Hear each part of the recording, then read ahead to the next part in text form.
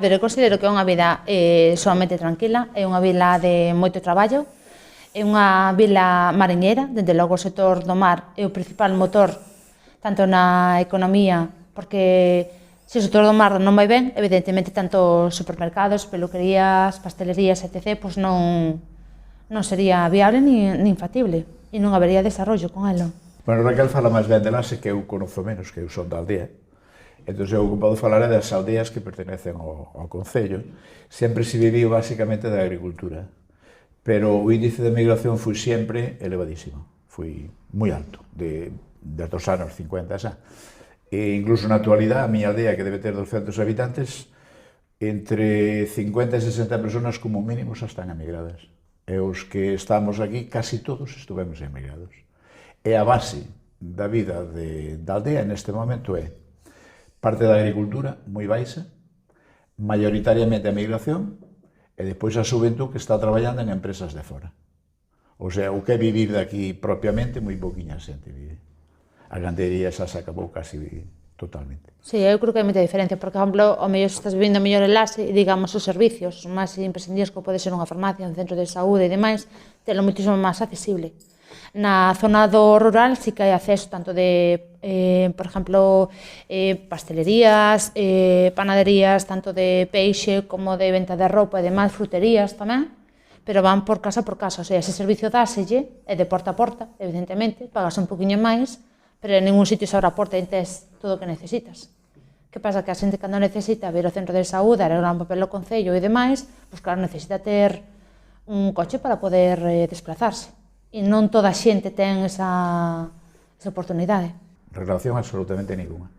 E máis ben ali nas aldeas vivimos, pero facemos a vida con Lase, en todo, o que di Raquel, non?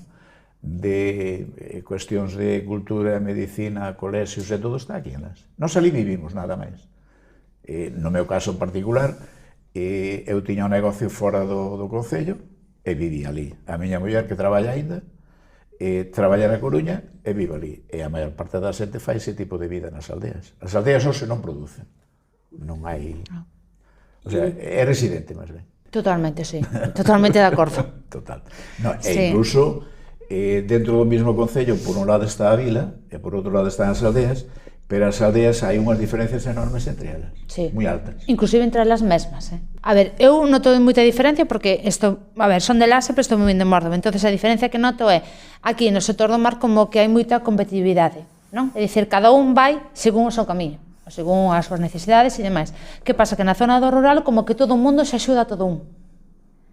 Entón, claro, chegas ali e entón faiche falta calquer cousa, ven unha persona. Necesitas un espacio para aparcar o coche, xa está unha persona que che poda deixar. O sea, a ser un sitio tan reducido, quizás somos, entre veciños, tamén somos familiares. Cosa que aquí, claro, en función dos barrios que sean ou das rúas, pois claro, igual a mellor unha persona que vive no Faro, pois non é a mesma que unha que vive en Miñamparo ou unha que vive en Cesário Pontal, non, porque igual se encontran ou non, pero ali encontraste sempre sí ou sí. O sea, a comunicación é moitísimo máis directa que daqui. Te lugar a duda. Mais ou menos o que di Raquel. O que hai hoxe na aldea un pouquiño menos de comunidade, digamos, de vida comunitaria, desde que se trouxo a Caixa Tola, non? A televisión. O sea, hai axuda entre os veciños e todo isto, hai competitividade en certos momentos, pero a xente está moi aillada nas casas. O sea, en canto da noite pasa como que jaliñas, métense na casa. En Sénega. Pero depois, de cara a poder axudar, siga habendo, ou recuperarose máis ben últimamente, o que chamamos na zona, non sei se é galego oficial ou non, o que se chama unha roga, é xuntar un grupo de xente que traballan xuntos. Unha colla en Cataluña sería, non? Antigamente, antes de haber as máquinas e todo isto, xa se facía por xornalismo, o sea, había os xornales, había os donos das terras e iso, e agora recuperouse un pouquiño. Non sei por qué, pero hai un poquinho máis disto que había fai uns anos. A ver, competir entre eles non, o sea, eles son moi unidos, é dicir, eles saen a faenar ao mar, de a mellor das 3 ou 4 da mañán hasta as 4 da tarde ou cando chegan, porque hai un horario de entrada, pero non un horario de saída, evidentemente. Eles ganan en función do que vayan a capturar, pero reconozco que son moi unidos ante calquer, por exemplo, desastre que poda haber no mar, como a mellor un afogamento ou un barco que vai a fondo e demais, aí sí que son unidos. A ver, na vida mesma, se non eres competitivo, tampouco podes ganar. Entonces, a vía do Estor do Mar, pois aquel que máis colle é o que máis gana, evidentemente. Que haxa moito que pagar, porque hai xente que está empezando a comprar un barquiño e necesita pagar unhas tasas como todo o mundo, como aquela persona que compra un piso ten que pagar unha hipoteca, pero considero que entre eles mesmos sempre hai unha competitividade. Que iso é bo tamén. Entón, se non hai algo que che tire para competir un poquinho máis, sí, cada un vive evidentemente do que gana, sin quitarlle nada a ninguén. Pero en canto a unión con respecto ao que che comentei antes, sí. Sí. É algo que quero destacar eu é que isto penso que é algo a nivel de máis sitios que aquí, que é a sensación que teñen os da vila de superioridade sobre os da aldea. Arrástrase de toda a vida, agora un poquinho menos, porque desde que se unificou o colexio aquí en Las, hai un poquinho máis de igualdade, non? Pero eu acórdome cando xogaba fútbol aquí en Las e eu era da aldea. O sea, este tipo de... Sí. Sigue existindo. Un é pesco e outro aldeano. Sempre, de toda a vida. Pero non de torno despectivo, non? Que é un orgullo tanto ser pesco como ser aldeano. Pero esa había diferencia. Ai, mira que vai aquel pesco. É logo día, non da aldea, non dicían do rural, senón da aldea. Por número de habitantes, quizás por ser máis grande, como lle pasa a Coruña respecto a Galicia, non? Que tamén é unha ciudad que todos os da Coruña se creen superiores ao resto. Aquí pasa un pouquiño a vila respecto ao resto das aldeas. É unha sensación. máis que nada, non? Pero sabes diferenciar cando te chaman pesca, cando ti, é aldeano, porque non é no que se di, senón na maneira en que se di. Aí radica a diferencia. Sí, aquí sí, en Lasa, dende logo, sí. Non sei os porcentaxes a nivel oficial, pero eu atreveríame casi ao 95% como mínimo. Sí, sí, sí. Aquí lo que son galegos parlantes. Sempre hai polo medio alguén que lle enseña aos nenos de pequeniños o castelán por aquilo da superioridade da lingua e todo isto e tal, pero a realidade eu penso que do 95% por arriba incluso. Sí, sí, eso sí que é verdad. Sí. No, eu podo decir que, por exemplo, a xente do rural, que non me gusta dicir de aldea, senón do rural, son conocedora de que, a mellor, cando se iba de festa e tal, todos estaban, por exemplo, os de Trama no lado, os de Matío no lado, o sea, todos estaban por, digamos, por parroquias. Os de Lase quizás andaban máis independientes, non? Porque, a ver, cada persona vive como quere vivir.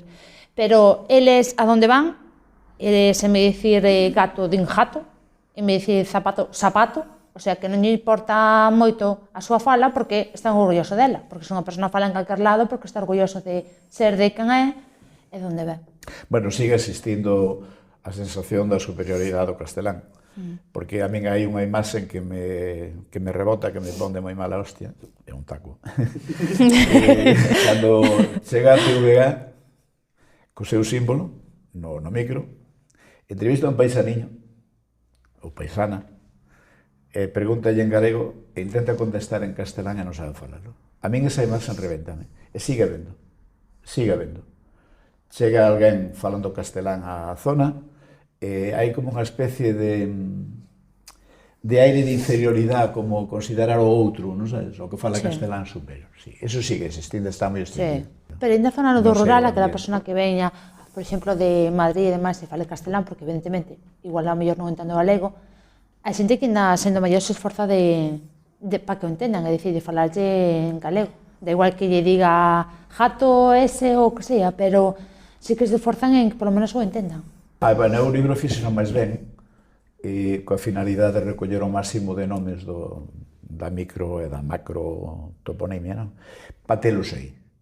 E non quer dicir que sean exactos de todo, nin sea completo, nin moito menos, debido sobre todo a que a concentración parcelaria está acabando con todos estes nombres. Antes nunha zona pequena tiñas 4 ou 5 fincas e cada unha tiña o seu nome, e agora todas teñen o mesmo nome, non? Entón eu fixen a recollida ao máximo que puden deso, e publiquei nun galego, bueno, asunto non mo quería publicar, falemos claro, se non o facía en galego normativizado, e a Diputación si mo publicou, e tratei de facer un galego, bueno, en parte, digo algo personal, non estou en contra da normativa galega actual, non estou de acordo con ela, e en parte para reflexar o galego daqui. Na maior parte da lingua que eu utilizo, da linguaxe que eu utilizo, é propio daqui, o galego. Más ben características, más ben expresión feitas, é dicir, hai determinadas zonas que, igual, na zona de Porto de Mar, pois non collen un jameito. Claro, non collen un jameito significa que pois non collen nada. Entón, claro, son máis ben expresións. que sí que lle cargan a ese, como geada, como seseo, como orgulloso da súa fala, por suposto que sí. E na zona do rural, cantas veces expresións como has vido morrejo, exactamente igual. Bueno, desas cenas. Entón, expresión feitas, máis ben co significado de, pero que aquí a maioritariamente da xente sí que está orgulloso da súa fala, sí, porque aquí o 90 e pico, largo por cen, máis menos, fala todo o mundo en galego. E a donde vai, sigue falando galego, da mesma forma que fala na súa terra. Eso Eu quero apuntar que non é seseo, aquí é seseo. Non é seseo. Temos a C, con cedilla, que é a característica propia da zona. E pois aquí, se o galego en xeral abrevia moito, utiliza, o sea, aplícase a economía da linguaxe, aquí moitísimo. O sea, abreviamos, pero todo o que podemos. Non sei agora, non se me ocurren exemplos, pero cando en galego oficial deberías dicir estou en Laxe, que non sei aquí na aldea, perdemos a X. Sí, dito perdemos a Laxe. X e temos a S, porque por máis facilidade de pronunciación. Abreviamos absolutamente todo, non? En vez de dicir estou en Laxe, dicimos estou en Las. Non? Esa é unha das características que repite, pero constantemente, abreviar todo. E topónimos hai máis raíces indoeuropeas das que eu pensaba. É algunha máis moi curiosa, incluso algunha delas que ten contas de casualidade a última hora e tal, non? Hai unha, por exemplo, que dei con ela, simplemente porque comprei unha finca ali, que se chama Fonte Carpenta, e a propia palabra fonte é latina, pero procede do indoeuropeo, non? Carpenta, así resumindo, agora non a sei descifrar, pero significa algo así como fonte carpenta, auga que cae desde o alto dunha pedra. É puramente indoeuropea. Mais que a cambio da pesca, o turismo é turismo ademais da pesca. Penso eu, porque a pesca aquí non desaparecido, moito menos, aquí vívese da pesca. Pois non sei, eu podo dicir que fai anos, non? Desde os 70 e pico en adiante, pero agora potenciouse moitísimo máis, porque temos declarada o naufraxio do 17 de agosto de interés turístico de Galicia. Estás pensando en saltar outras festas, tanto a nivel turístico como a nivel gastronómico tamén. E depois, aparte de ter... Dos 70 a 80, sí, máis menos, sí, máis ben máis ainda menos, do sí. 80, sí. Que pasa que aquí triplicase 3 veces máis a población do que hai. Entonces, o sector turístico é fundamental, porque dá... A nivel de vila, a nivel de sí, vila. A nivel de vila, sí, de economía tamén. A migración. Sí. Básicamente. Eu creo que o turismo é feta en función das necesidades que teña cada persona. É dicir, aquí hai máis ou menos un mes e medio fuerte en todo o ano.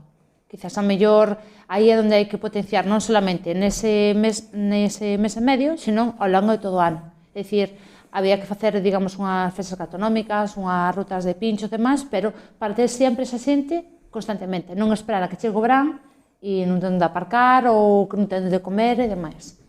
Pero que axuda moito, tanto a nivel, por exemplo, de hotéis, en viaxes taxistas, en comercio, pois en todo, francamente en todo. Porque beneficia, porque é un sistema económico rotativo. A xente recibe ben, pero en parte ten a parte negativa.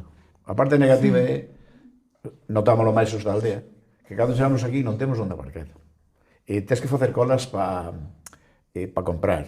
E os precios a veces, certo tipo de negocios súbenos e sufrimos e soportámonos.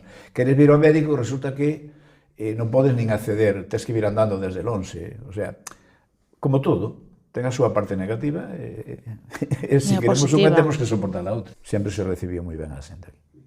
E ora recibese xente tanto de Portugal, Alemania, Italiana, Noruega... Si, eu podes dicir que aquí, por exemplo, desde o Concello temos 2 puntos. Un é o Mix, que está aquí aí abaixo, temos un técnico de turismo moi bon, que sabe idiomas, na oficina do punto de información turística, que é ubicada ali, a altura máis ou menos da farmacia, man dereita, ali no Paseo Marítimo, e toda a xente que estea formada para eso ten que estar acondicionado para tal. É dicir, non toda a xente que vai ali vai saber falar galego nin castelán. Habrá xente que fale portuguesa, outra italiana, francesa, inglesa. E o inglés, como é común, digámoslo, sempre é máis fácil poder salir se non entendo alemán ou non o comprende.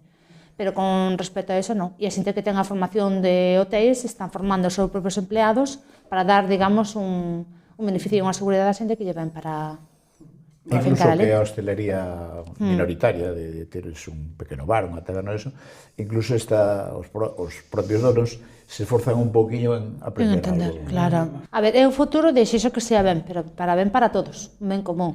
É dicir, se aquí non se potencia o traballo e a xente non traballa aquí, evidentemente, polas condicións de sueldo ou por o tipo de condicións, vai coller e boiar. Entón, se ti non potencias nada de outro sitio, ao final, eso non vai ser productivo. Entón, terás que buscar solucións viables e factibles para que o traballo que te realices ou que ti ejecutes sea productivo, pero para todo o mundo en general. É dicir, que tanto na forma de opositar, tanto na forma de traballar, porque no sistema turístico que falamos antes, claro, tanto se triplica a aprobación en Bran, como se aumenta os postos de traballo. Entón, necesitase que se aumente consecutivamente, non só exclusivo no mes de xulio e agosto. Entón, igual a formación da xente a través de cursos adaptados ás necesidades de cada un, pois sí, podería valorarse a posición disso. Sempre que a persona, claro, lle compense estar, quedar ou boiar. Eu teño unha imaxe negativa de cara ao futuro, moi negativa. O que é na vila, algo de pesca, e o turismo ese par de meses ou mes e medio, non sei exactamente canto dura, non? A aldea eu penso que se sigue despoblando, pero a marchas forzadas. Quizá o que cambiou un poquinho foi que antes emigraban a Europa, quedaban aquí familiares máis débiles, digamos, por decirlo de alguma maneira, e volvían. Pero é que agora, máis ben xa colla a xuventude e marcha para fora. Algún que ao mellor reside aquí e ten o traballo fora, pero moi pouca xente. Non teñen de que. Non é que non teñan ganas, é que non teñen con que telas. Aquí non hai industria, non hai nada. Claro. Absolutamente nada. Aquí quitelo o turismo, pesca na vila, e na aldea agricultura, e non tes onde.